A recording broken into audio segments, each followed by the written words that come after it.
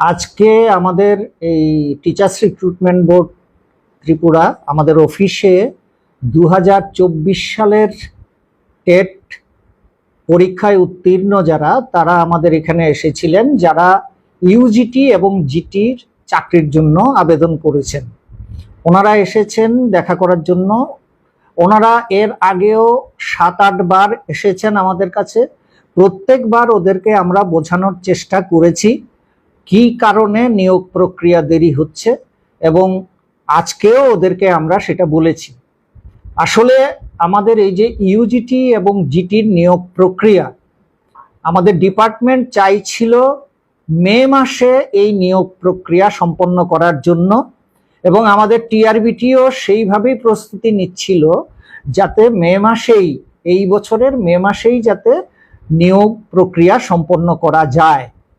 কিন্তু এই প্রক্রিয়ার মাধ্যমে যখন টিআরবিটি এগিয়ে চলেছে, তখনই কিছু ক্যান্ডিডেট টেট পাশ করা তারা হাইকোর্ট অফ ত্রিপুরাতে তারা মামলা করে।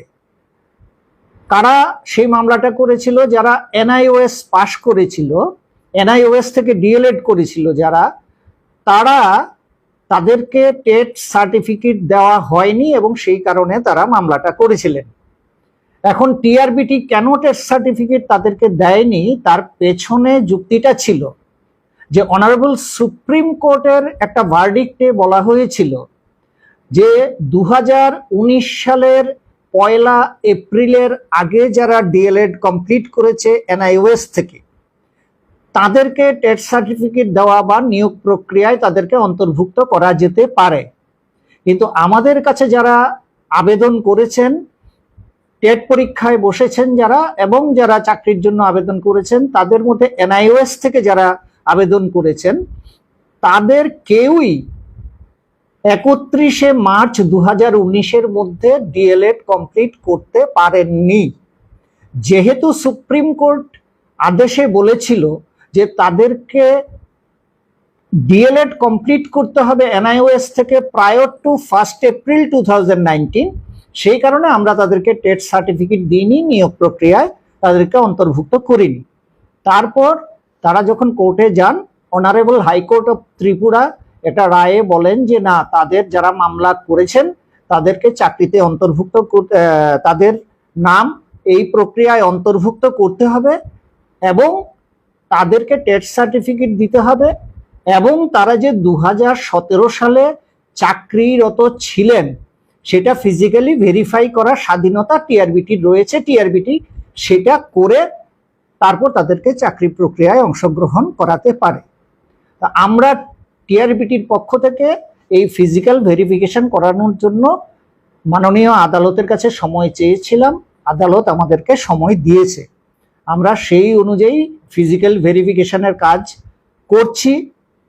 এখন কেউ মধ্যপ্রদেশ থেকে ডিএলএড করেছেন, কেউ বিহার থেকে, কেউ মণিপুর থেকে, কেউ গৌহাটি থেকে। তো এই বিভিন্ন জায়গায় ফিজিক্যাল ভেরিফিকেশন সময় নিতেই পারে, সেই জন্য সময়টা লাগছিল। ইতিমধ্যে নতুন নতুন করে বিভিন্ন পরীক্ষার্থী মাননীয় উচ্চ আদালতে মামলা করছেন, যে কারণে এই নিয়োগের প্রক্রিয়াটা আরো পিছিয়ে যাচ্ছে।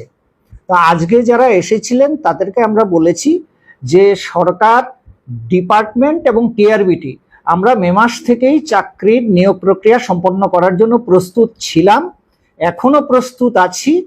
আদালতের মামলার বিষয়গুলো এবং আদালত যে নির্দেশ দিয়েছেন সেগুলো যথাযথভাবে সম্পন্ন করার পর অতি দ্রুত আমরা নিয়োগ প্রক্রিয়া সম্পন্ন করব।